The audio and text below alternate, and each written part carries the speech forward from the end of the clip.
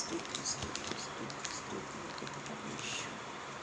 धन्यवाद है पिता, धन्यवाद परमेश्वर, धन्यवाद है पिता परमेश्वर, धन्यवाद बच्चा। आइए हम प्रार्थना करें।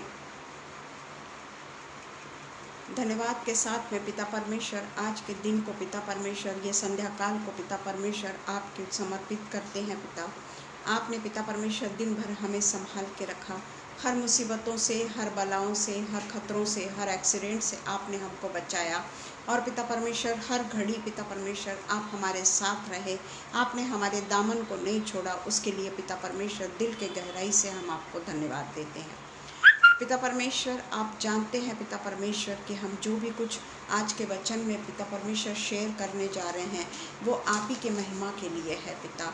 और हम अच्छे से पिता परमेश्वर पूरे तरीके से तन मन से पिता परमेश्वर आपके करीब आते हैं पिता, और आपके नाम को धन्यवाद देते हैं पिता परमेश्वर कि आपने पिता परमेश्वर हमें इसलिए चुना है पिता परमेश्वर कि हम आज आपके पवित्र वचन में पिता परमेश्वर जो भी कुछ बोले वो पिता परमेश्वर आपको ग्रहण योग्य हो पिता। हमारा पिता परमेश्वर बोलना आपको ग्रहण योग्य हो। और पिता परमेश्वर हम हमारे ओठों से जो स्तुति रूपी बलिदान आपको चढ़ा रहे हैं, जो उस ओठों से पिता परमेश्वर आपके बाइबल के वचनों का पिता परमेश्वर हम वर्णन कर रहे हैं, होने दीजिए पिता परमेश्वर हमारे ओठों को पिता परमेश्वर शुद्ध करिए, हमारे ओठों को पिता परमेश्वर पूरी तरीके से पवित्र करिए।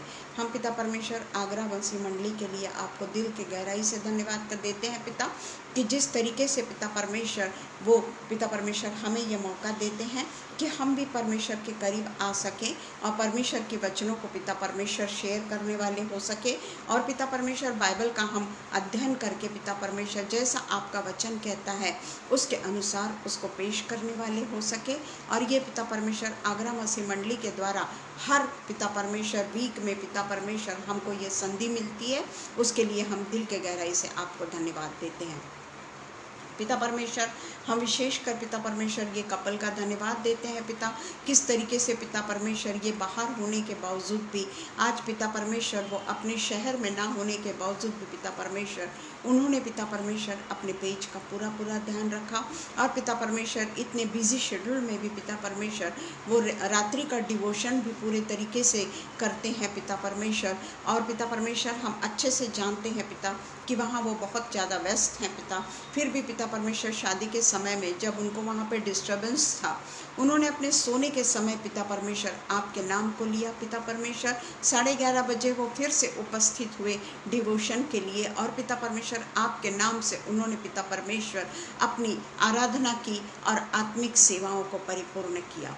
धन्य है पिता परमेश्वर ऐसे लोगों के साथ में पिता परमेश्वर हमको आपने जोड़ा है पिता परमेश्वर। और हम यही चाहते हैं पिता परमेश्वर कि हम भी पिता परमेश्वर पूरे तरीके से अपने आप को पिता परमेश्वर न्योछावर आप पे करें, शारीरिक पिता परमेश्वर तकलीफ़ों को दूर करके पिता परमेश्वर हम केवल और केवल आत्मिक उन्नति की बातें इनकी तरह पिता परमेश्वर सोचने वाले हो सकें।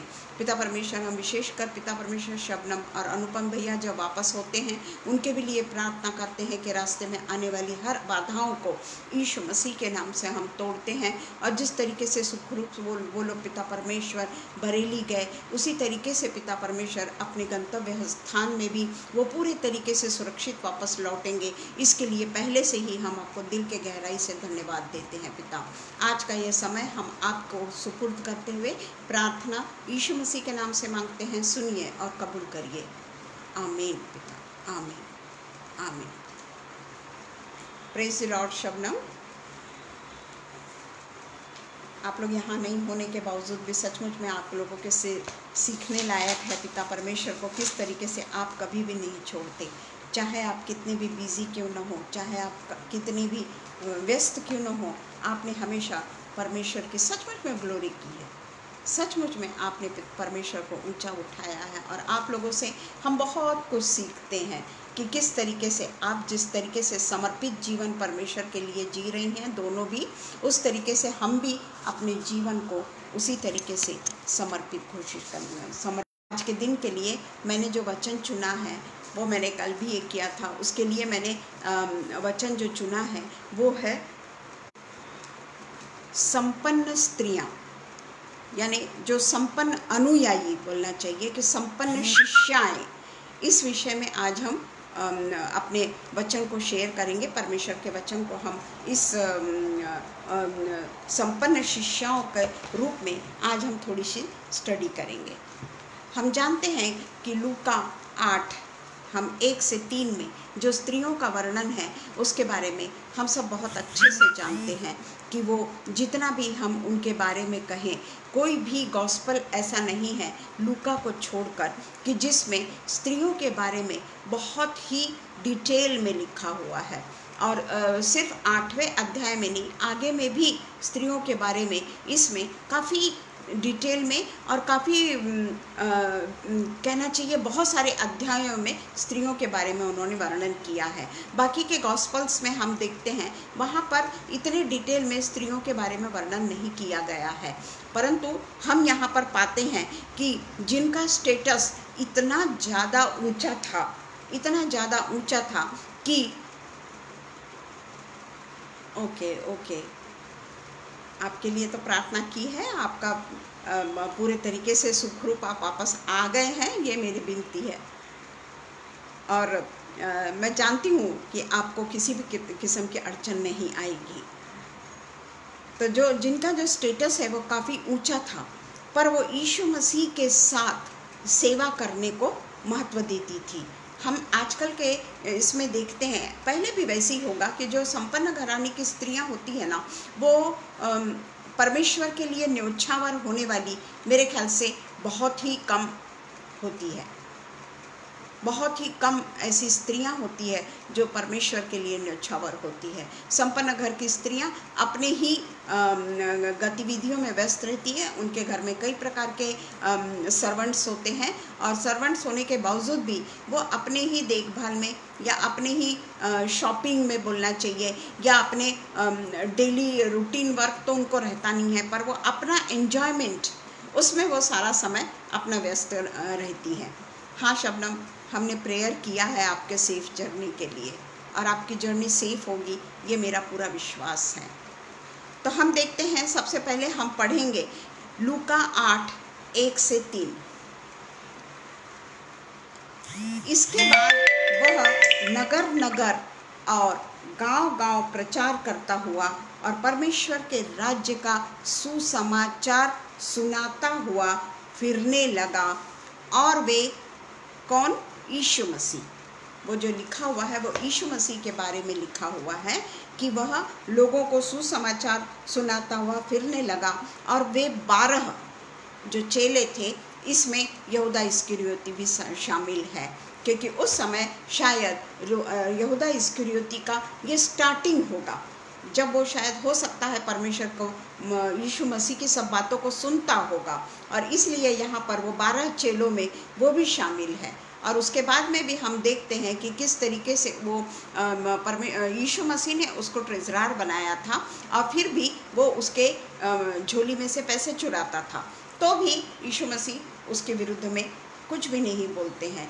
यीशु मसीह को वो पकड़वा भी देता है, तब भी यीशु मसीह खामोशी रहते हैं और उसको ही ये होता है और वो ही सुसाइड कर लेता है और अपने जीवन को पूरे तरीके से ख़त्म कर देता है। जबकि वो चाहता तो पतरस की तरह आगे उसका भी परिवर्तन हो सकता था, और वो चाहता तो वो कई और भी, जिस तरीके से पतरस है, पौलुस है, बाकी के सारे सेवक लोग हैं, जिस तरीके से उन्होंने परमेश्वर की सेवा की, उसी तरीके से यहूदा इस्करियोती भी करता, परंतु उसमें शैतान समाया हुआ था और इसके कारण वो सुसाइड कर लिया उसने। हम ये सब अच्छे से जानते हैं। तो वो भी उनके साथ था।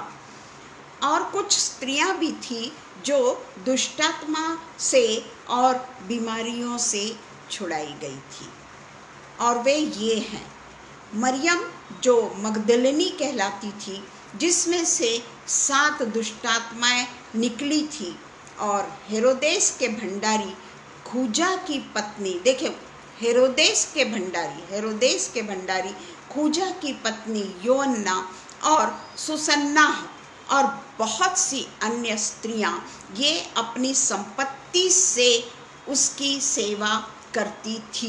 बड़ा महत्वपूर्ण है, आखिरी का जो लाइन है ना, बड़ी महत्वपूर्ण है कि ये संपत्ति से उसकी सेवा करती थी। हम अच्छे से जानते हैं कि संपत्ति से सेवा करना बड़ा कठिन काम है ना। हमारे लिए संपत्ति बड़ा महत्व रखती है। हमारे ऐशो आराम, हमारे बहुत सारे नीड्स होते हैं जो बेकार की भी होती है। कपड़ों के हमारे यहाँ ढेर के ढेर लगे रहते हैं, चप्पल और जूतों के हमारे यहाँ ढेर के ढेर लगे रहते हैं। हम हर चीज़ के लिए ऐशो आराम से रहना चाहते हैं। हमारा सोफ़ा अगर पुराना हो गया तो हम उसको बदलने की बात करते हैं। कवर हम हमेशा उसके बदलते करना भी चाहिए, परंतु कई ऐसी चीज़ें हैं जो हम बेकार में पैसे उड़ा देते हैं। उस समय जब हमको परमेश्वर के दसवांश की देने की बात आती है ना, उस समय हम बिल्कुल दसवांश यानी दसवांश ही निकाल के रखते हैं। उसमें हम कहीं पे भी नहीं सोचते कि मेरे को यहाँ पर आज के महीने में कपड़े लेने की कोई ज़रूरत नहीं थी। आजकल कोरोना होने के कारण लोग बाहर भी नहीं जा रहे हैं। जो बाहर जाते हैं उनकी बात और है, पर फिर भी एक उसके ऊपर हम कपड़ों का शौक़ करते हैं और वो कपड़े हमको फिर ऐसा लगता है मैं बहुत दिनों से पहन रही हूँ। परंतु हम परमेश्वर के भवन में दसवांश के अलावा और कुछ नहीं देना चाहते। हम सिर्फ दसवांश की बात करते हैं, जबकि परमेश्वर ने तो अपना पूरा, यीशु मसीह ने तो अपना पूरा जीवन ही हमारे लिए बलिदान कर दिया। उसने ये नहीं सोचा कि मैं फूंक मार दूंगा और इनका उद्धार कर दूंगा। उसने हमारे लिए अपनी जान को कुर्बान कर दिया। परंतु ये जो स्त्रियां हैं ना, वही मैं कह रही हूँ कि लूका ने बहुत ही डिटेल में स्त्रियों के बारे में अलग अलग जगह में वर्णन किया है। और 8 के 1 से लेके 3 तक उसने स्पष्ट रूप से आखिरी की जो लाइन है उसमें कहा है कि वो स्त्रियां जो है वो संपत्ति से उसकी सेवा करती थी, अपनी संपत्ति से उसकी सेवा करती थी। उस समय का क्या स्त्रियों के स्टेटस क्या था मैं नहीं जानती कि उस समय क्या स्त्रियों को इतना अधिकार था कि पुरुष को बताए बगैर वो अपने पैसों को खर्च करे। पर यहाँ पर हम देखते हैं कि वो स्त्रियां ये सब बातें नहीं सोचती थी और परमेश्वर यीशु मसीह के साथ साथ में रह के अपनी संपत्ति से पैसे खर्च किया करती थी। और यहाँ पे हम देखते हैं कि पैसों के रूप में हम देखते हैं कि जो संपन्न लोग भी होते हैं वो तो बहुत ज़्यादा पैसों को कर्टल करके परमेश्वर के भवन में देते हैं। ऐसा नहीं है कि हमने परमेश्वर के भवन में 10% दे दिया, उसके बाद में भी चर्चेस की बहुत सारी नीड्स होती है ना। चर्चेस के भी वृद्धाश्रम होते हैं, चर्चेस के भी ऐसे मिशंस होते हैं जहाँ पर वो गरीब बच्चों को पालते हैं, बहुत सारे उनके काम होते हैं। वहाँ पर हम अपने हाथों को नहीं उठाना चाहते। आर्थिक रूप से हम यीशु मसीह के सेवा कार्य को आगे नहीं बढ़ाना चाहते, तो उसका ऐसा ये स्त्रियां नहीं करती थी।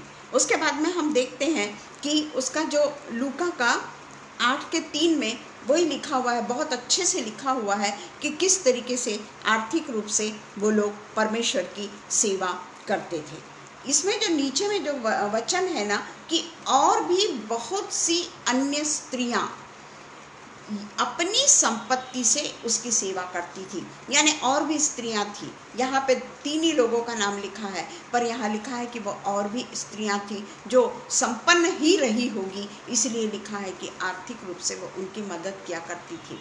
इसका मतलब ये नहीं कि बाइबल वो स्त्रियों को अंडर एस्टिमेट कर रहा है या स्त्रियों का नाम नहीं ले रहा है तो वो उनको अंडर एस्टिमेट करना चाहता है, ऐसा नहीं है। हम बहुत सी स्त्रियों की जो उसमें लिखा है कि बहुत सी स्त्रियां सेवा करती थी, इसका मतलब था कि ये स्त्रियां व्यक्तिगत रूप से आर्थिक रूप से संपन्न थी। ज़रूर उनका नाम नहीं है, बहुत जगह में ऐसा होता है कि और भी स्त्रियां, ऐसा लिखा हुआ है और भी स्त्रियां, कई लोगों के ऐसे नाम नहीं लिखा है, पर इसका मतलब ये नहीं कि बाइबल उनको अंडर एस्टिमेट कर रही है। यहाँ पे जो मेरी मगदलिनी का जो नाम लिखा है ना, वो मगदली शहर से, मगदली गांव से आती थी। मगदली नामक एक गांव था और वहाँ से वो आती थी। और हम कई बार देखते हैं कि बाइबल में नए नियम में सबसे ज़्यादा कई ऐसे चेले हैं जिनका नाम इतनी बार में नहीं आया है, परंतु मरियम का नाम, मेरी का नाम 12 बार नए नियम में आया हुआ है।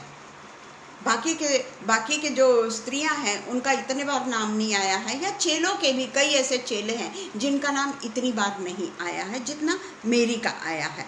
हम जानते हैं कि मेरी जो थी वो मगदली जो गलील में है वहाँ की रहवासी थी, जो जहाँ का व्यवसाय, मुख्य व्यवसाय मछली पालना और मछली पकड़ना, ये उनका व्यवसाय हुआ करता था। परंतु एक और काम से मगदली गांव मशहूर था बोलना चाहिए, या गलत तरीके से मशहूर था, कि वहाँ की जो ज़्यादातर स्त्रियाँ जो थी ना वो वैश्या व्यवसाय करती थी। मगदली गांव की स्त्रियाँ जो गलील में हैं वहाँ की बहुत सारी स्त्रियाँ वैश्या व्यवसाय किया करती थी। परंतु हम देखते हैं बाइबल में कहीं पे भी मेरी को वैश्या करके नहीं कहा गया, कभी भी उसका नाम के आगे वैश्या ये शब्द नहीं लाया गया।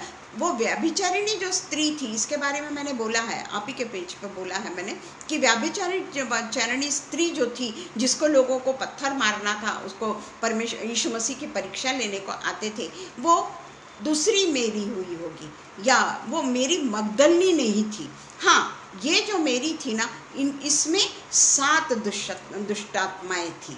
7 का अर्थ होता है कि जिस तरीके से वो 7 दुष्टात्मा से ग्रसित थी, परंतु परमेश्वर उसको पूरे तरीके से संपूर्ण रूप से अपने सेवा के लिए चुनना चाहती थी। वो पूर्णत्व को दिखाता है। 7 ये अंक जो है वो पूर्णत्व को दिखाता है। तो वो 7 दुष्टात्माएं, वो पूर्णत्व की बात नहीं कर रही हूँ मैं, पर उसके पीछे परमेश्वर की यही योजना थी कि इसको मैं आखिर तक, इसका नाम बाइबल में आएगा और यह आखिर तक मेरी सेवा में लगी रहेगी। और हम देखते हैं कि वो दुष्टात्माग्रस्त मेरी को यीशु मसीह ने चंगा किया, और वो यीशु के साथ में उसके बाद में इतनी फेथफुल रही कि उसने यीशु मसीह को कभी नहीं छोड़ा। इवन यीशु मसीह के मृत्यु के बाद भी उसने यीशु मसीह को नहीं छोड़ा। फिर से मैं बता दे रही हूँ कि मैं किसी को हर्ट नहीं कर रही हूँ, जो बाइबल में लिखा है ना मैं वही उसका उल्लेख कर रही हूँ। लगे तो हम पढ़ लेंगे लूका 24:1 से लेके 12 तक। अच्छे से जानते हैं हम लूका 24:1 से 12। हम जानते सब कुछ है, क्या नहीं जानते हम बाइबल का, पर हम उसको कितना फॉलो करते हैं या हम उसके अनुसार कितना चलते हैं, ये हम खुद अपने अपने मनों से पूछ लें। 24 में 1 से 12 में जब हम देखते हैं कि सप्ताह के पहले दिन बड़ी भोर को वे स्त्रियां जो चीज़ इम्पोर्टेंट होती थी, तीसरे दिन जो शव को लगाया जाता था या जो भी कुछ था, वो लेकर सवेरे भोर को कब्र में पहुंच गई। अब वहाँ जब वो देखती है तो पत्थर लुढ़का हुआ दिखता है। तो वहाँ पर जो 2 स्वर्गदूत थे वो झलकते हुए वस्त्र पहने हुए वहाँ पर आए और उनके पास में खड़े हो गए। जब वे डर गई और धरती की ओर मुंह झुकाई रही तो उन्होंने कहा, तुम जीवितों को मरे हुओं में क्यों ढूंढते हो? यहाँ स्वर्गदूत की बात लिखे हुए, वह यहाँ नहीं है परंतु जी उठा है। स्मरण करो, देखो फिर से गलील का इनाम आया है, जहाँ की स्त्रियों का वर्णन लूका ने किया है, वो स्त्रियां भी गलील में ही थी। तो वहाँ पे लिखा है कि गलील में रहते हुए तुमसे कहा गया था, अवश्य है कि मनुष्य का पुत्र पापियों के हाथ में पकड़वाया जाए और क्रूस पर चढ़ाया जाए और तीसरे दिन जी उठे।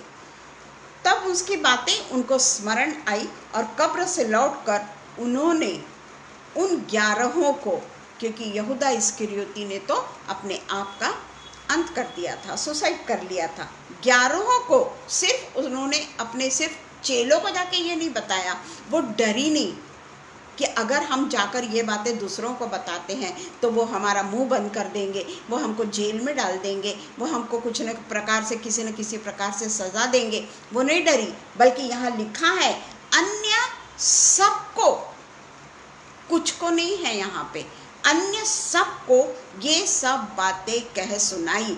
जो चेले थे, चेले को भी यीशु मसीह हमेशा कहता था, कि मैं तीसरे दिन जी उठूँगा, या मेरा जो मंदिर है उसको मैं ढा के उसको तीसरे दिन फिर से खड़ा करूँगा।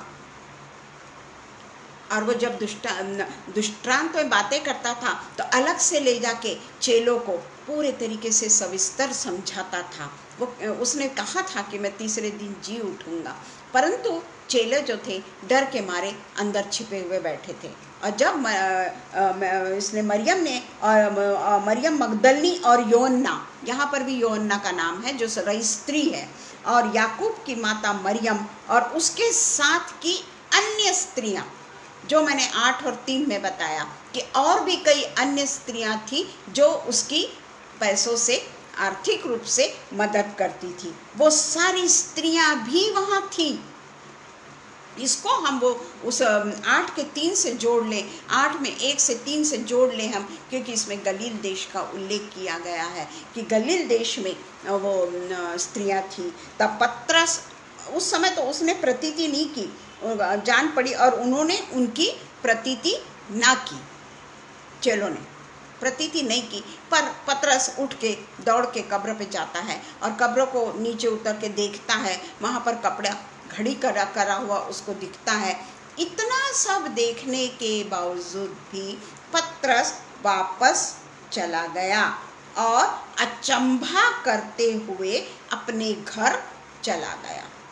बाइबल लिखती है, हाँ मैंने नहीं बोली, कि वो अचंभा करते हुए अपने घर चला गया। मैं ये नहीं कहती कि इन लोगों ने कुछ कम सैक्रिफाइस किया। हम अच्छे से जानते हैं कि प्रेरितों के काम में जब हम देखते हैं दूसरे इसमें, जब होली स्पिरिट आता है और होली स्पिरिट में सब लोग जब भर जाते हैं, उस समय इन चेलों ने और अन्य जो पुरुष थे उन्होंने किस तरीके का सैक्रिफाइस किया है। वो अपनी जान से नहीं डरे। कितने बुरे तरीके से उनको जेल में डाल दिया जाता था।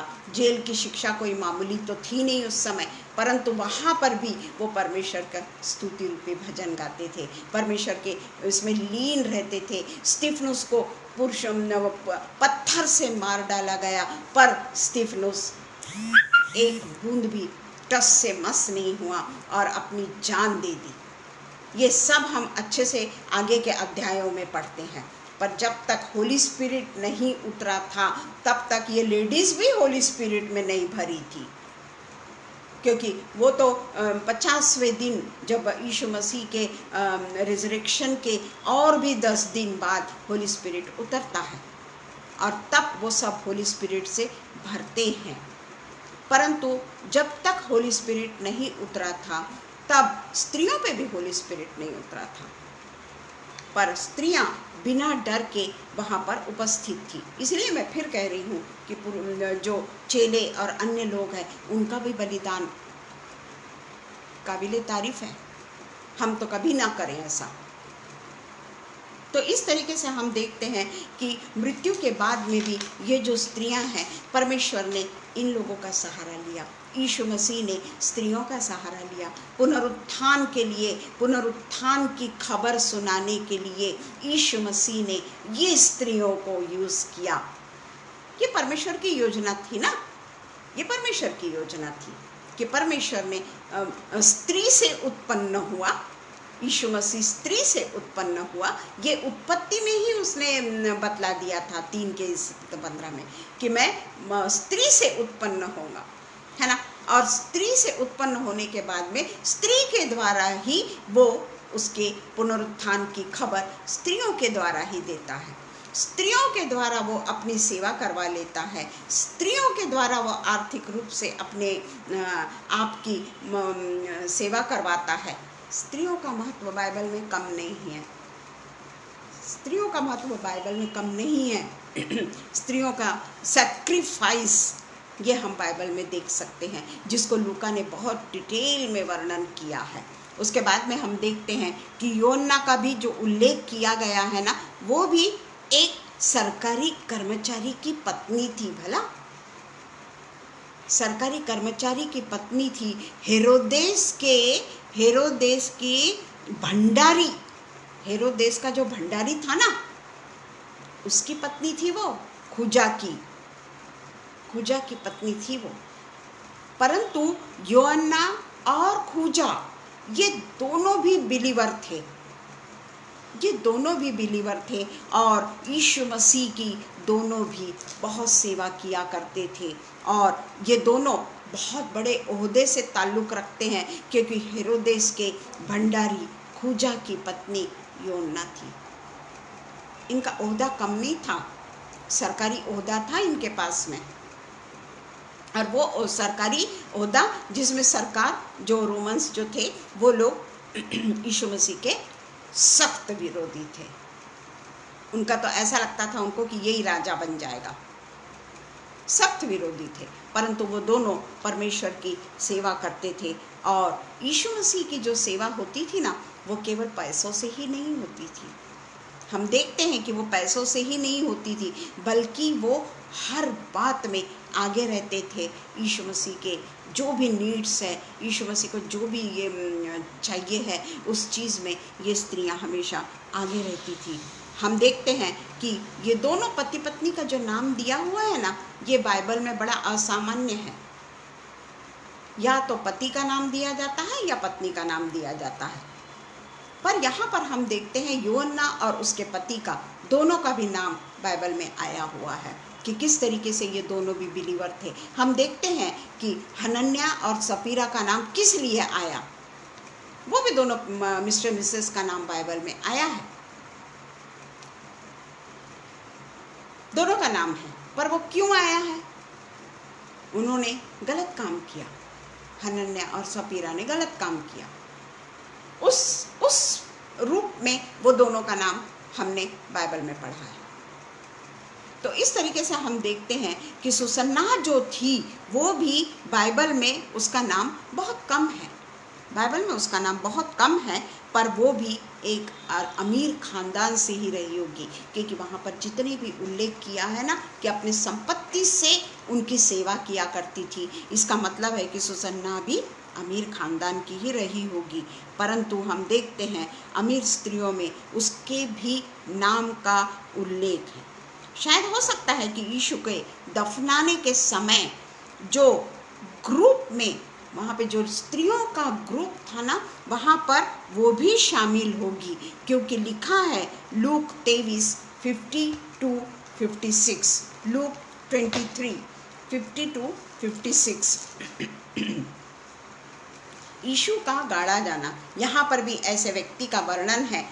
किसी ने भी उसके लोथ को नहीं लिया था, किसी ने भी डर के मारे पिलातुस के पास में जाके ये नहीं कहा था कि मुझे ये लोथ को दे दो, मैं इसको गाड़ूंगा, किसी ने नहीं कहा। परंतु देखिए इसमें लिखा है वहाँ यूसुफ नाम का महासभा का एक सदस्य था, ये भी महासभा का सदस्य था, जो सज्जन और धर्मी पुरुष था और उनकी योजना और उनके इस काम से प्रसन्न ना था। देखिए वो भी गवर्नमेंट का कर्मचारी था।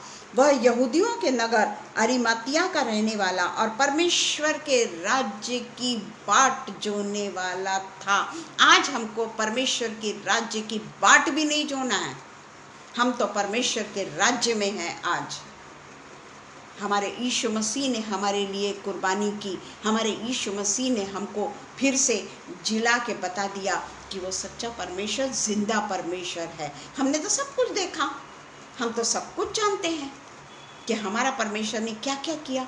उस समय के लोग, ये जो स्त्रियां जो थी या बाकी के जो पौलुस और पतरस जो थे, उन लोगों को वो भूल गए थे, या पतरस और बाकी के चेलों को तो यीशु मसीह हमेशा बोलते थे, पर वो भूल गए। और स्त्रियों को भी ये वो नहीं था कि वो जिंदा हो जाएगा, है ना। पर हमने तो उसको जीते हुए, उसको बलिदान करे, जिया, उसके बाद में उसका पुनरुत्थान हुआ, उसके बाद में 40 दिन तक वो हमारे शहर में घूमता रहा। 40वें दिन स्वर्गारोहण हो गया, 50वें दिन अन्य अन्य भाषाएं लोगों के बीच में आ गई। ये सब बातें आज हम जानते हैं और हमारे को मालूम है कि यीशु मसीह ने हमारे लिए ऐसा ऐसा किया। पर क्या हम उसके राज्य की बाट जोह रहे हैं? यह हमारे लिए चैलेंजिंग है कि आज क्या हम उसके राज्य की सच में बाट जोह रहे हैं? कि यीशु मसीह आएगा और उसके लिए हमको तैयार रहना बहुत ज़रूरी है। इसलिए तो मैंने पहले प्रेयर में कहा ना कि हम भी जो ऐसे लोगों के बीच में जो आजकल जो पेजेस में आ रहे हैं और ऐसे लोगों के जीवन को देख रहे हैं हम कि किस तरीके से वो लोग रात नहीं देखते, दिन नहीं देखते, किस तरीके से अपने डिवोशन को वो पूरा करते हैं। कहीं पर अगर कहीं तकलीफ़ थी उनको तो उन्होंने रात को अपने होटल में जाके वो डिवोशन को पूरा किया। यह हमारे लिए, मैं इन लोगों की कौतुक नहीं कर रही हूँ, मैं इन लोगों का ऊंचा नहीं उठा रही या चापलूसी नहीं कर रही हूँ। मैं जो मैंने देखा वही मैंने बतलाया। मैंने जो अपनी आंखों से देखा, मैंने सुना नहीं, मैंने देखा। मैंने उनका लेक्चर सुना, 7 मिनट का भी लेक्चर सुना और उसके बाद में रात को जो उन्होंने होटल में जाके दिया वो भी मैंने सुना। तो हम लोगों को, मेरे को, खासकर मेरे को परमेश्वर ने जानबूझ के ऐसी संगति में रखा है, ऐसे पेजेस के लोगों के साथ में मुझको जोड़ा है कि मैं अपने आप को सचमुच में परमेश्वर की खोजी बना लूँ, मैं भी परमेश्वर की खोजी बन जाऊँ। इन लोगों के जीवन को परमेश्वर मुझे इसीलिए दिखा रहा है कि तेरा भी जीवन इसी तरीके का होना चाहिए। फिर मैं कह रही हूँ कि मैं शबनम की या अनुपम भैया की कोई बढ़ाई नहीं कर रही हूँ, ये तो परमेश्वर का दान है, उनको गिफ्ट ऑफ होली स्पिरिट है ये, कि वो लोग यीशु मसीह के खोजी हैं। हम भी उनको देखकर ऐसा कर सकते हैं। तब उसने पिलातुस से उसका शव मांगा और मलमल की चादर में लपेटा और एक कब्र में रखा जो चट्टान में खोदी हुई थी और उसमें अभी तक कोई भी नहीं रखा गया था। वह तैयारी का दिन था और सबका दिन आरंभ होने पे था। उन स्त्रियों ने, देखो वही जो ऊपर में जो स्त्रियां जो हमने पढ़ी है, गलील की स्त्रियां, उन स्त्रियों ने उसके साथ गलील से आई थी। गलील शब्द को हम याद रखें, गलील देश को हम याद रखें। गलील से आई थी, जो 8 में बतलाया गया है। पीछे पीछे जाकर उस कब्र को देखा। वो नहीं डरी, उस समय तो होली स्पिरिट नहीं आया था, पर वो नहीं डरी। वो स्त्रियां उनके पीछे पीछे पीछे गई। क्यों गई? कि देखें तो सही कि ये शव किस रीति से और कहाँ पे रखा गया है। तब उन्होंने लौटकर इसीलिए देखा उन्होंने कि तीसरे दिन उनको सारी सुगंधित वस्तुओं के साथ में परमेश्वर के यीशु मसीह के पास में उसकी कब्र पे जाना था, और इसीलिए वो आई और वो सुगंधित वस्तुएं इत्र तैयार किया। सबके दिन उन्होंने आज्ञा के अनुसार विश्राम किया। और उसके बाद में 24 का 1 हमने पढ़ा है, सप्ताह के पहले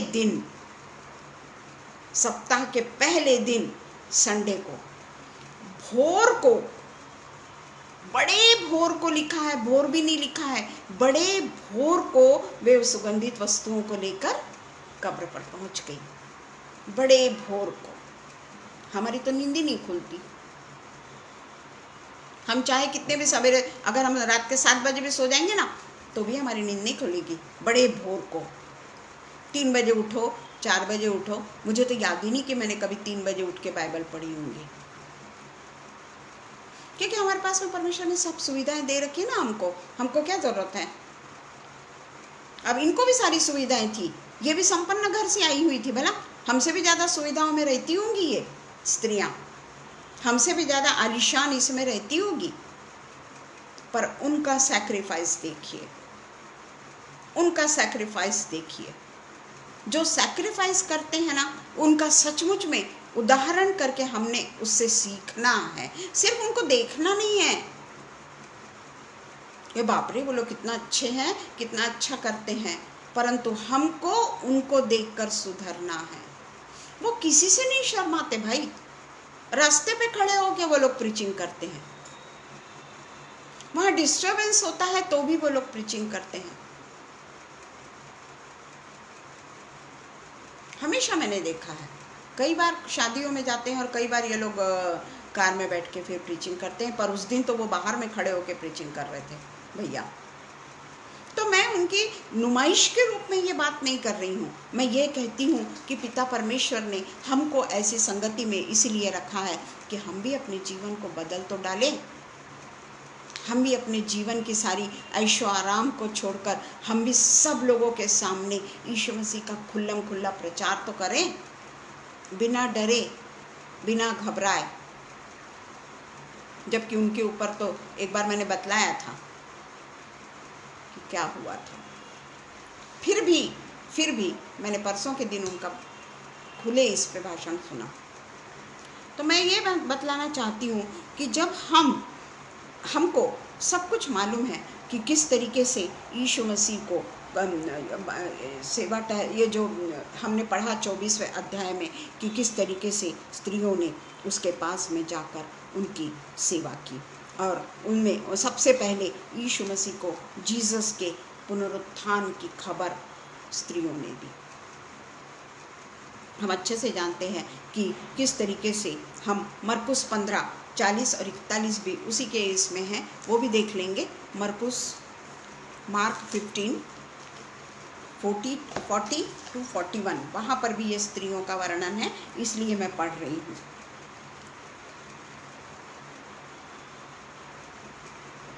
यहाँ पे भी शायद वो स्त्रियाँ जो गलील से आई थी ना, जो संपन्न थी, वो स्त्रियाँ यहाँ पर शामिल थी, क्योंकि स्त्रियों के ही नाम हमेशा लिखे गए हैं। इवन जब उनको क्रूस पर चढ़ाया जा रहा था, उस समय भी स्त्रियाँ वहाँ थी, दूर से देख रही थी वो स्त्रियाँ। पुरुष के नाम नहीं है, वहाँ स्त्रियाँ थी।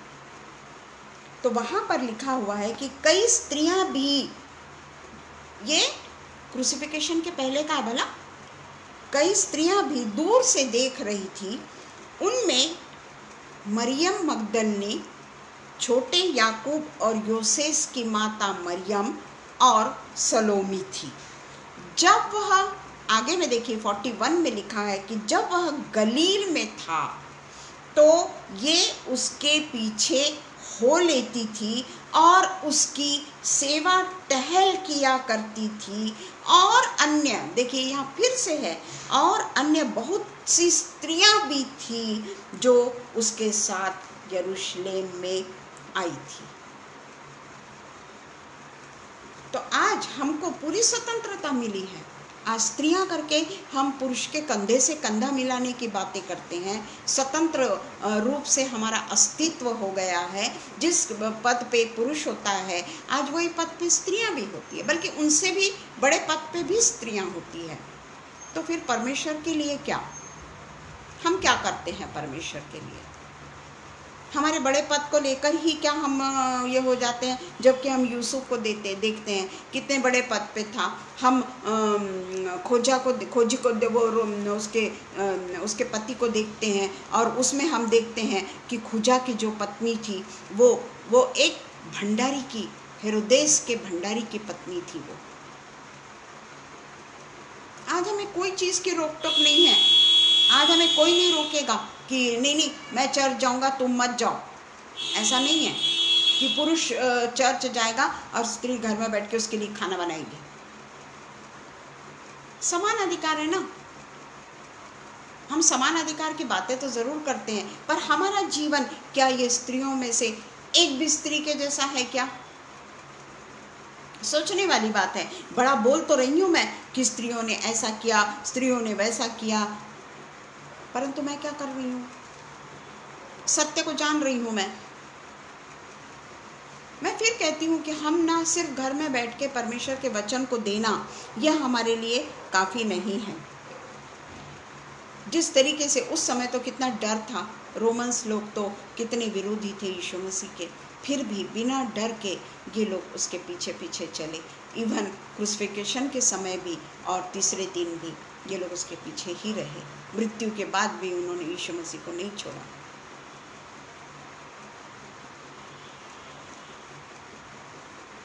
हम समझ में नहीं आता कि हम किस तरीके से बदलेंगे, किस तरीके से हम अपने जीवन को बदलेंगे, किस तरीके से हम परमेश्वर के पीछे पीछे चलेंगे। हर संडे को चर्च चले जाना या मंडे से लेके संडे तक परमेश्वर के वचन को सुनाना, ये मेरा कर्तव्य नहीं है। मैं फिर कहती हूँ, यही मेरा कर्तव्य नहीं है कि मंडे को भी है, फिर ट्यूसडे को छोड़ दिया जाए तो फिर संडे तक है। तो क्या यही मेरा काम है क्या कि मैं पिता परमेश्वर के लिए सिर्फ इतना ही काम करूं, बैठ के सिर्फ आराम से बात करूं, बड़बड़ करूं? मैं लोगों के पास में जाती हूं क्या? गरीबों के पास में मैं जाती हूं क्या? अनाथों के पास में मैं जाती हूं क्या? मैं परमेश्वर की सेवा करती हूं क्या? सच्चे हृदय से क्या मैं परमेश्वर की सेवा करती हूँ? सच्चे हृदय से क्या मैं परमेश्वर को खोजती हूँ? जिसको जरूरत है वचन की, वहां मैं वचन बोलती हूँ क्या? जो सच में नीडी है उसके पास में मैं परमेश्वर को बतलाती हूँ क्या? मेरे जीवन की गवाही लोगों को एक अच्छी स्त्री करके होना चाहिए। एक हन्ना जिस तरीके से उसने कितने साल तक उसने परमेश्वर के भवन में अपने दिनों को बिता दिया, यंग बिल्कुल छोटे से इसमें वो विधवा हो गई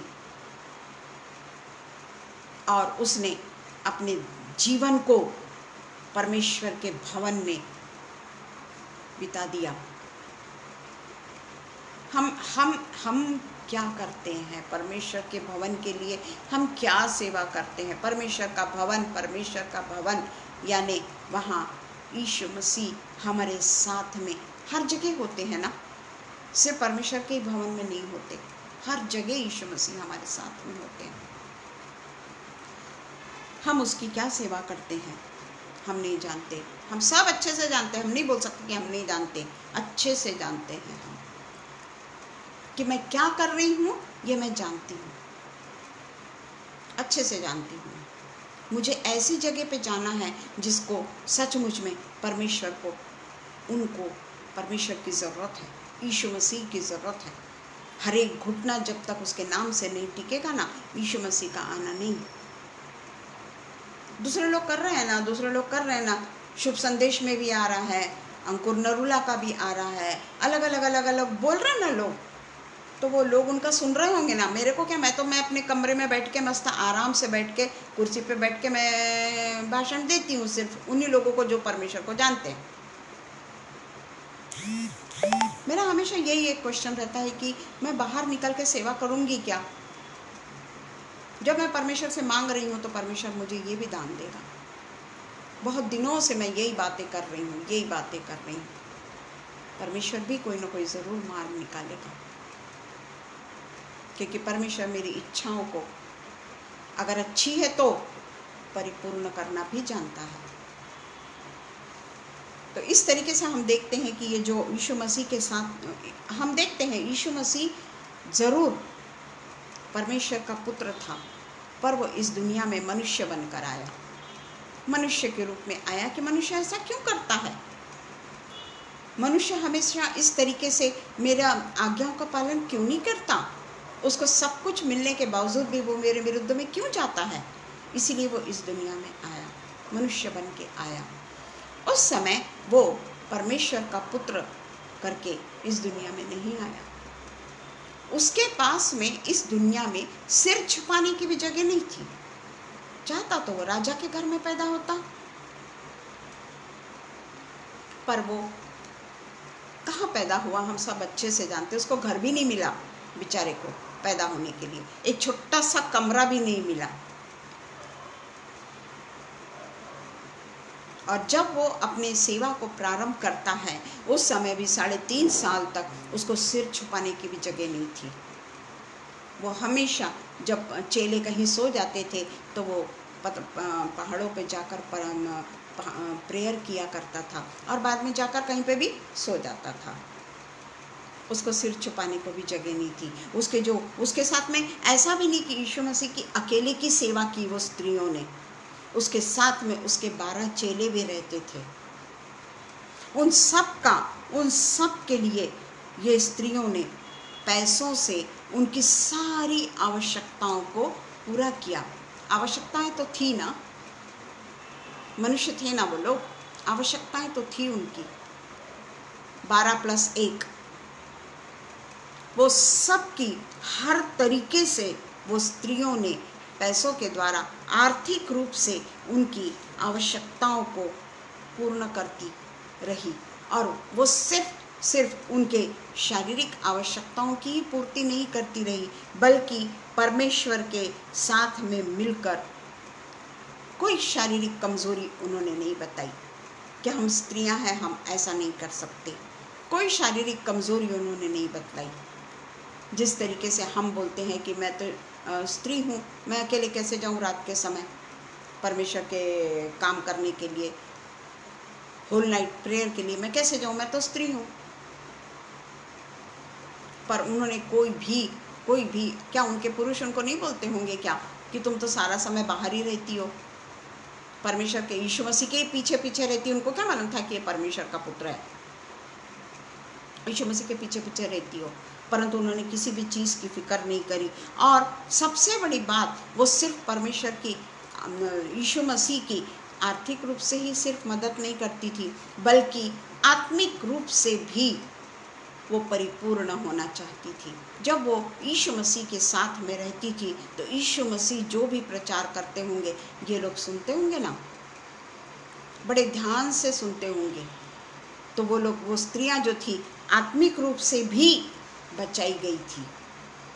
इसलिए तो वो परमेश्वर के पीछे पीछे चली, क्योंकि उनको आत्मिक भूख थी।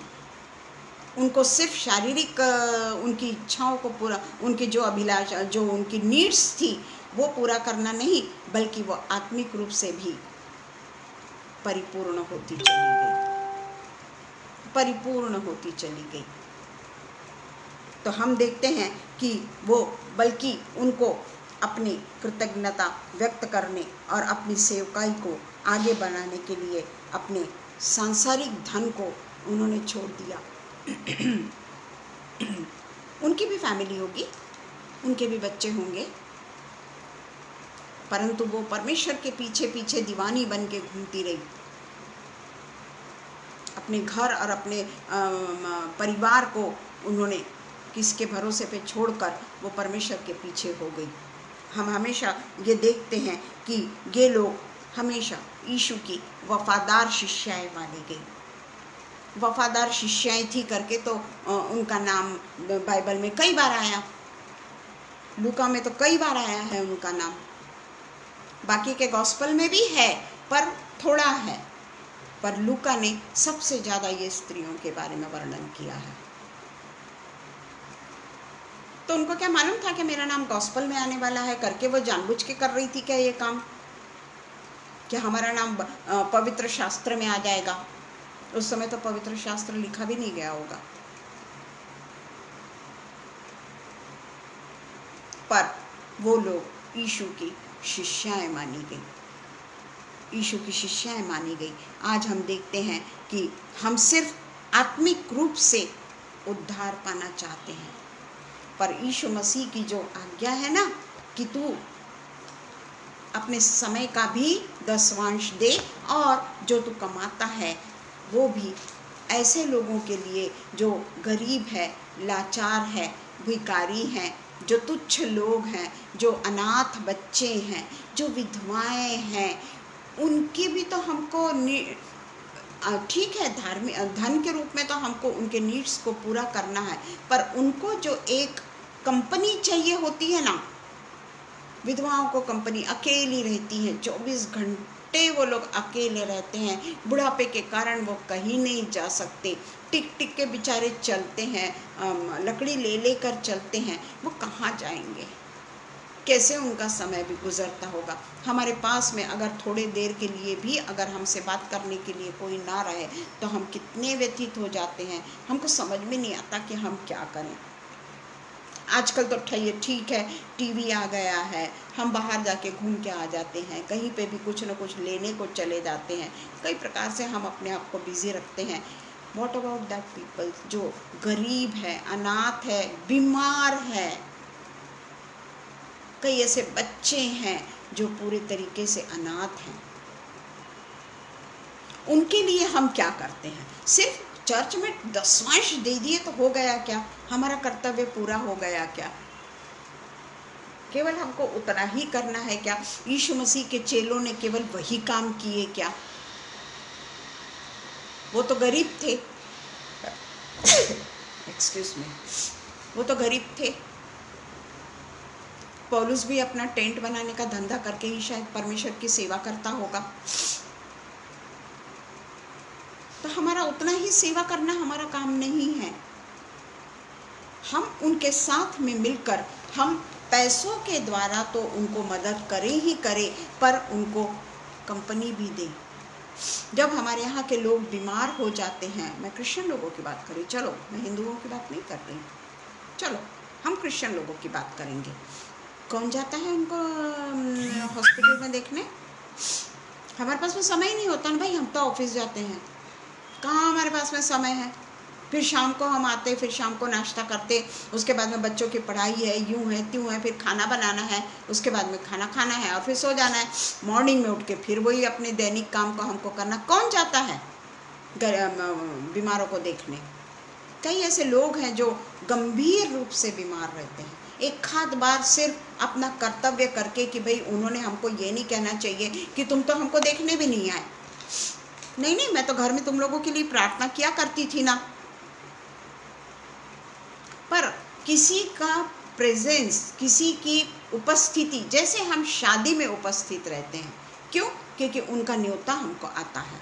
हम उनके घर में तीन उनके हर एक कार्यकाल, जो भी उनके घर में शादी की सिस्टम जो भी कुछ चली, उन सब में हम उपस्थित रहते हैं ना, तब हमको छुट्टी मिल जाती है ना।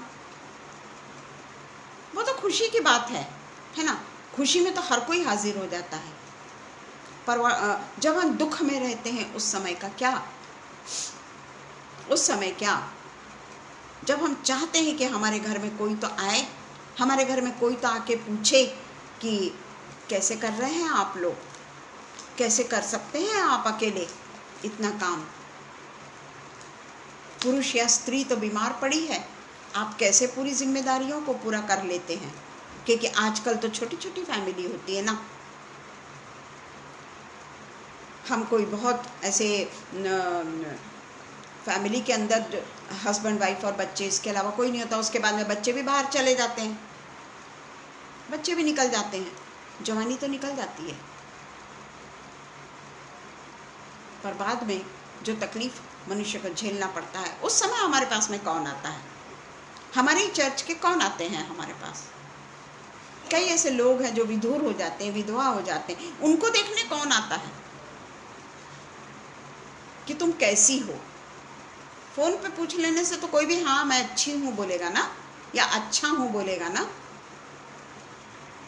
कौन आता है? बच्चे बीमार रहते हैं, कई बार पति पत्नी में से कोई बीमार रहता है। रोज तो कोई नहीं आ सकता, मैं जानती हूँ, क्योंकि रोज हर कोई बिजी है, परंतु हफ्ते में एक बार कोई नहीं आता।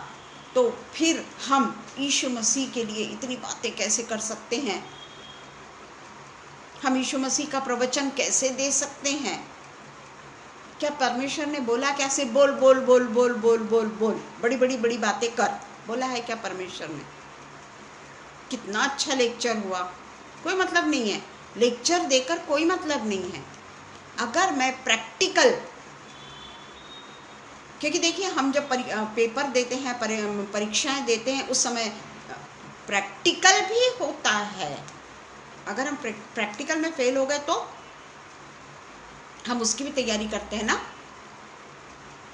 पेपर तो होते ही हैं, पर प्रैक्टिकल भी हमको देना पड़ता है ना। हमारा प्रैक्टिकल जीवन क्या है? क्या है? हम किसके पास जाते हैं?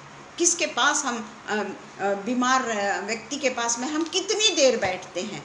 चले भी गए तो हम ज़्यादा से ज़्यादा खड़े 10-1 मिनट खड़े रहेंगे, उसके बाद में निकल के आ जाएंगे, जबकि वो चाहते हैं कि उनके साथ में कोई बात करे, पर हम नहीं करते। जाने दीजिए। हम आखिरी में पढ़ेंगे यूहन्ना 14:12-14। यूहन्ना, जॉन 14:12-14 पढ़ेंगे हम। इसमें देखिए,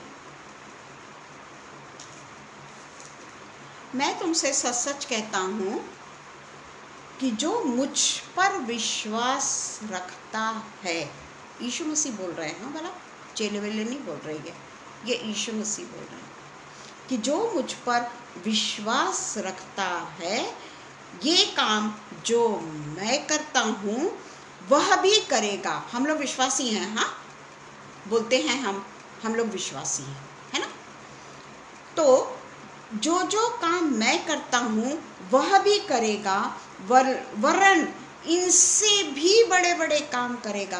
परमेश्वर यीशु मसीह ये नहीं बोलते कि मेरे से बड़े काम तुम नहीं कर सकते। भाई मैं तो परमेश्वर का पुत्र हूँ, मैं तो खुद परमेश्वर हूँ, मेरे से बड़े काम तुम कैसे करोगे भाई, मैं तो सर्वश्रेष्ठ हूँ।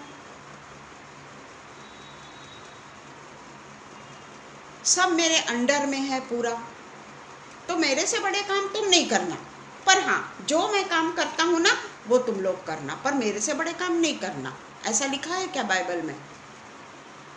ये हमारा पिता है, ये हमारा यीशु मसीह है जो हमें ये दान देता है, जो हमको ये ब्लेसिंग दे के रखा है कि जो कुछ वह इनसे भी बड़े बड़े काम करेगा, क्योंकि मैं पिता के पास जाता हूँ।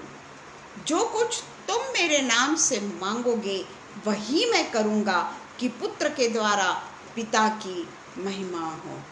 क्या मांगते हैं हम? उसका तो वादा है, उसने तो हमको प्रॉमिस किया है कि जो कुछ तुम मांगोगे वही मैं करूँगा। ऐसा भी नहीं कि मेरे इच्छा के अनुसार तुम अगर मांगोगे तो मैं करूँगा, ऐसा नहीं लिखा है। जो कुछ तुम मांगोगे वही मैं करूँगा। पर कब? जब हम जो वो काम यीशु मसीह ने किया वो काम और उससे भी बड़े बड़े काम जब हम करेंगे ना, तो यीशु मसीह हमसे खुश होकर जो कुछ हम उसके नाम से मांगेंगे ना वो हमको देगा। मैं तो इतना मांगती हूँ परमेश्वर, तो मेरे को देता ही नहीं। क्यों नहीं देता? क्योंकि हमारे पास विश्वास ही नहीं है। क्योंकि लिखता है कि जो मुझ पर विश्वास रखता है, उसकी पहली कंडीशन ही है कि जो मुझ पर विश्वास रखता है। बहुत ही स्ट्रेट फॉरवर्ड परमेश्वर के वचन है। परमेश्वर के वचन में कोई घुमाव फिराव नहीं है। हम जिस तरीके से घुमा फिरा के बातें करते हैं, हमारा यीशु मसीह ऐसी बातें नहीं करता। जिस तरीके से हम एक्ट्स के 1 और 2 में, जल्दी मैं बोलूँगी, एक्ट्स और 1 और 2 में हम पाते हैं कि लोग एकत्रित होकर, जब यीशु मसीह का स्वर्गारोहण हो गया तो भी वो एक कमरे में बंद थे और वहाँ पर बैठकर वो लोग एक साथ में रोटी तोड़ते थे, प्रार्थना करते थे और एक छत के नीचे में बैठकर वो लोग परमेश्वर की स्तुति करते थे। 2 में जब होली स्पिरिट आने के पहले हम अच्छे से जानते थे कि एक कमरे में जहाँ पे भी वो लोग बैठे थे वहाँ 120 पीपल्स थे, 120 लोग थे और उन लोगों को होली स्पिरिट का दान मिला। वो लोग एक साथ मिलकर प्रार्थना कर रहे थे, एक चित्त और एक मन होकर वो लोग प्रार्थना कर रहे थे। तो ये सब किसने सिखाया? मिल बांट कर रहना, एक साथ में रहना। ये पैटर्न यीशु मसीह ने जब वे संसार में थे तब से ही इसकी शुरुआत हो गई थी। वो भी सब लोगों के साथ में मिल के बैठते थे, खाते थे। और ये जो स्त्रियां थी वो अपने इससे आत्मिक रूप से तो उनकी सेवा आत्मिक रूप से तो वो फलवंत हो ही रही थी, पर जितनी भी पैसा जो था ना वो 12 शिष्यों के लिए खाने पीने जो भी कुछ उनकी नीड्स थी उनको लगा देती थी। रोज तो यीशु मसीह का चमत्कार नहीं होता है ना, तो फिर चमत्कार कैसा? यीशु मसीह रोज उनके लिए चमत्कार करके रोटी और मछली का इंतजाम तो नहीं करता था ना। ये स्त्रियां थी जो उनको हर चीज की परिपूर्णता से उनको देती थी अपने पैसों से। 3 लोगों का तो नाम लिखा है, परंतु बाकी की भी स्त्रियां थी जो पिता यीशु मसीह के खुद के और 12 चेलों को उनके जितनी भी नीड्स थी वो पूरी करती थी।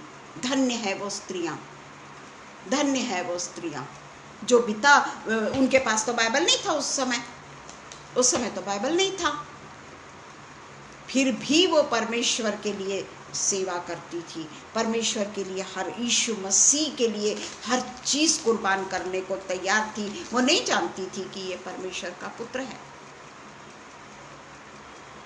फिर भी उन्होंने सब कुछ किया उनके लिए, और इसीलिए उनका नाम पवित्र शास्त्र में आया, होली बाइबल में आया।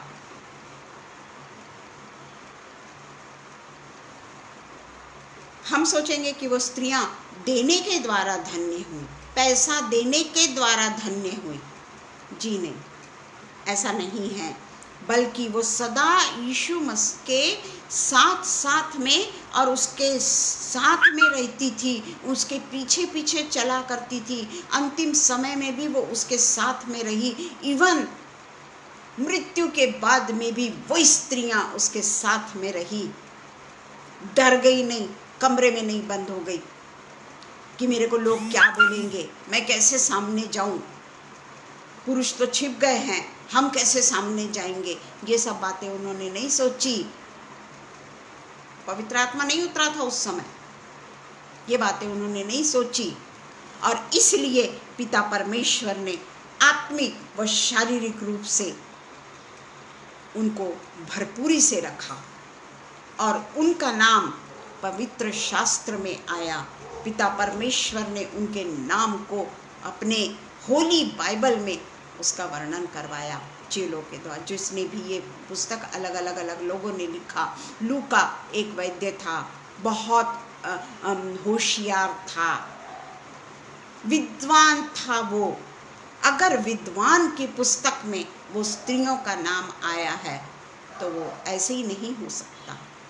वो हर चीज़ को परखता था, हर चीज़ को क्या कहना चाहिए कि उसकी खोज करता था, इन्वेस्ट करता था कि ये सब बातें सच है या नहीं है।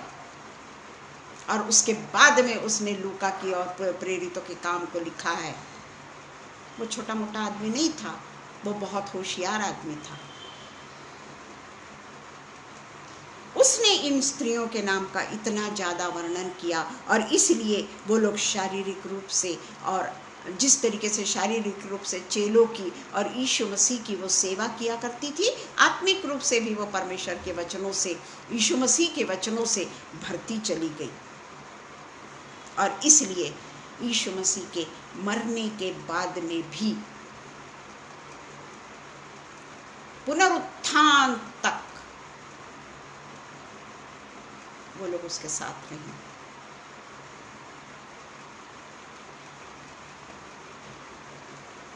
हम क्या बोलें, हम खुद ही देख लें कि हम कौन हैं, हम किस परिवेश में हैं। हम भी बड़े बड़े अच्छे घर के ही हैं ना, ऐसा नहीं कि हम बहुत गरीब घर के हैं। हमारे भी पास में सब चीज़ है, चाहे तो हम कोई भी चीज़ खरीद सकते हैं ना। सोना खरीदना है, चले गए सोने की दुकान में खरीद लिया। कपड़े खरीदना है, चले गए दुकान में खरीद लिया।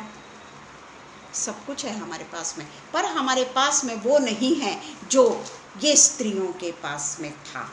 वो हमारे पास में नहीं है। जिनके पास में इतना सब कुछ होने पे उन्होंने लोगों के लिए, परमेश्वर के काम के लिए, यीशु मसीह के चेलों के लिए, यीशु मसीह के लिए उन्होंने सब कुछ खर्च कर दिया, वो हम नहीं हैं। इसलिए पिता परमेश्वर से केवल और केवल हम यही मांगे कि पिता परमेश्वर, मांगे नहीं, करने की हिम्मत रखें, करने की इच्छा रखें। आइए हम प्रार्थना करें। धन्यवाद हो राजा, धन्यवाद हो पिता, धन्यवाद हो पिता, धन्यवाद हो पिता। इस वचन से पिता परमेश्वर आप मुझसे बातें किए चले जा रहे हैं पिता। आपकी इच्छा है पिता परमेश्वर कि मैं भी पिता परमेश्वर आपके साथ में आपकी सेवा के लिए पिता परमेश्वर जैसा आप चाहें वैसी सेवा मैं करने वाली हो सकूं, क्योंकि आपने कहा है कि जो मैं काम करता हूं वो तो काम हम करेंगे ही, बल्कि उससे भी बड़े बड़े काम हम करेंगे पिता परमेश्वर। हम जब सब प्रकार के पिता परमेश्वर बंधनों से मुक्त हैं, हमें किसी प्रकार की आज चिंता नहीं है, हमें किसी भी प्रकार का आज टेंशन नहीं है, यहाँ किसी की परवरिश करने का भी कोई चिंता नहीं है पिता परमेश्वर। इस समय भी हम पिता परमेश्वर अपने जीवन को पूरे तरीके से जीवित बलिदान करके यीशु मसीह के आगे चढ़ा सकते हैं पिता। हमारा तन, मन और धन, हम तीनों भी आपके लिए खर्च कर सकते हैं पिता परमेश्वर। तन और मन सिर्फ यही नहीं लिखा है, बल्कि धन भी लिखा हुआ है। इसलिए पिता परमेश्वर तीनों रूप से हम परमेश्वर की सेवा करने वाले हो सके। हम फिर से एक बार पिता परमेश्वर, ये पिता परमेश्वर प्लेटफॉर्म के लिए धन्यवाद देते हैं कि ये वचन फिर से आपने हमसे कहलवाया, क्योंकि पिता परमेश्वर आप हमारी सेवा को लेना चाहते हैं पिता। हमें तैयार कर ताकि हम आपकी सेवा के लिए निकल पड़े पिता।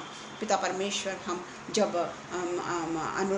अनुपम भैया और शबनम जब पिता परमेश्वर आ रहे हैं वापस, और पिता परमेश्वर वो मार्ग में हैं, आप उनकी चिंता करते हैं, यह हमारा पूरा विश्वास है। और हमने जाना है कि वो बिना प्रेयर करे घर से नहीं निकले हैं, और अभी भी वो लोग आपकी संगति में हैं। आप उनके सफ़र को ज़रूर मुबारकबाद करेंगे, और जब वो 10 बजे अपना डेली डिवोशन देंगे तो इस बात के लिए धन्यवाद करेंगे कि इतनी दूर से भी परमेश्वर उनके साथ साथ में रहा, और उनकी सारी हिफाजत परमेश्वर ने अपने हाथों में रख ली। परमेश्वर ने अनुपम भैया के स्टीयरिंग को अपने हाथों में रखा है, परमेश्वर ने ब्रेक को अपने हाथों में रखा है, परमेश्वर ने क्लच को अपने हाथों में रखा है। चलाने वाले केवल अनुपम भैया है, पर स्टीयरिंग और पूरा कंट्रोल यीशु मसीह ने अपने हाथों में ले लिया है। इस बात के लिए हम आपको धन्यवाद देते हैं। प्रार्थना यीशु मसीह के नाम से मांगते हैं, सुनिए और कबूल करिए। आमीन, आमीन। Thank you everyone. Praise the Lord. Rohini, आपने मुझे बहुत एनकरेज किया। मैं तब से आपके ये देख रही थी, बहुत एनकरेज किया। दिल के गहराई से मैं आपको धन्यवाद करती हूँ। Thank you very much. Praise the Lord.